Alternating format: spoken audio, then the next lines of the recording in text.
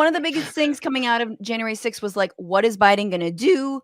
How is he going to take like far right extremist violence seriously? Some call it terrorism, some do not. I don't want to get into those semantics right now, but it looks like he has taken some steps, and then we can talk about the impact of those steps. So one of the things is that the Homeland Security Department has begun a review of how it handles domestic extremism.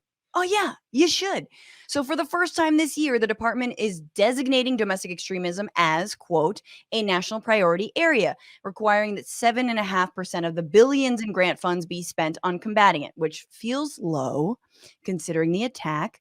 Obviously, this is in direct contrast to his predecessor, Trump, who, like, if you mentioned, any kind of militias, you'd be fired. But Biden has bolstered a team focusing on domestic extremism at the NSC, and that has been depleted in the past 4 years under Trump, assigning officials from the Justice Department, the FBI, and the National Counterterrorism Center to that team. This is in contrast to the approaches of Trump and Obama. In 2009, the Obama administration rescinded an intelligence assessment after it mentioned that veterans could be vulnerable to recruitment by domestic extremist groups, prompting political backlash. Not enough political backlash, but this was something that in the work that, in some of the research that I did earlier for an old Newsberg piece a while ago, but it was like Obama thought it would be too divisive to look into the military, and people like Ashley Babbitt, one of the only people shot and killed by law enforcement that day. She was a 14-year Air Force veteran, which is insane, right? So it has been rife, and there have been whistleblower after whistleblower to talk about in the police force, in the armed services, the amount of extremism that exists. Maybe finally we're getting serious about that extremism.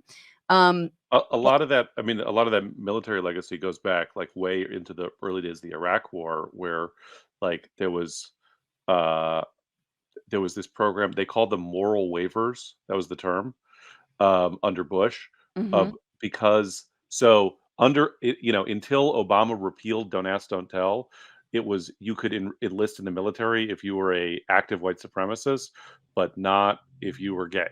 And so like lo and behold, so they were like, because there was this troop depletion between the Afghanistan war and the Iraq war, and they had to figure out how to keep recruiting people, and they didn't want to reinstate the draft.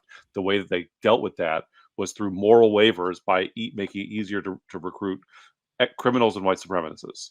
And But hey, teacher, this is my moral waiver. Like yeah, I do not have to have a heart.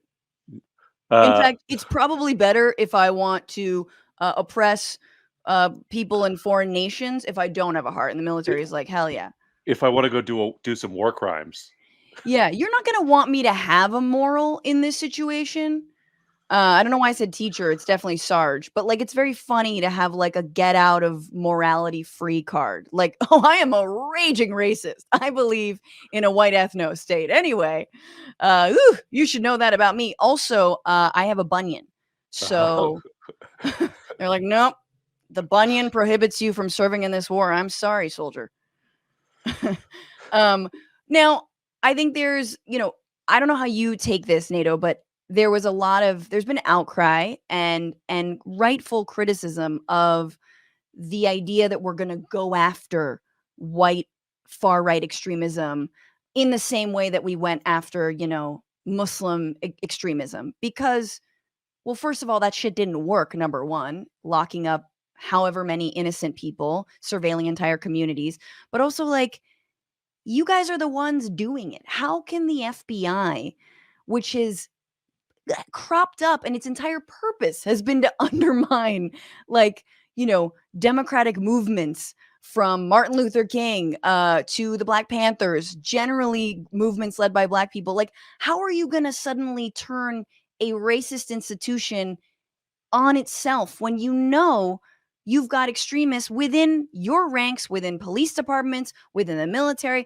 Like, you got to remake that shit from the ground up.